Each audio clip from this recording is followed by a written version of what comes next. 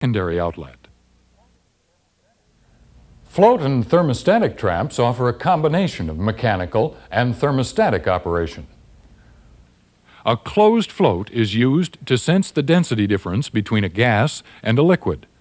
The float is attached to one end of a lever which pivots inside the trap. At the opposite end of this lever is a valve that is seated when the float is at rest. Condensate enters through the inlet near the top of the trap and raises the float, opening the valve. The condensate drains from the trap through the outlet near the bottom, leaving a condensate seal between the inlet and the valve. Above this seal, near the top of the trap, is a thermostatic bellows. The bellows responds to temperature change. When this space is filled with hot steam, the thermostatic valve is closed.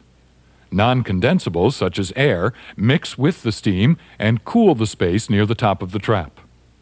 When the bellows element cools sufficiently, the thermostatic valve will open and vent these gases into a passage leading to the trap discharge. At startup, the float is down, the float valve closed, and the thermostatic valve wide open. Non-condensable gases reaching the trap are immediately vented through the thermostatic valve at the top of the trap. Condensate collects at the bottom of the trap until the float begins to rise, opening the float valve. The float valve normally drains continuously from this point. The condensate level in the trap lowers and raises the float height, thus modulating the discharge flow. When steam reaches the trap, it collects above the condensate level and heats the thermostatic element, closing its valve. Hereafter, the thermostatic valve will open intermittently to vent mixtures of non-condensables and steam.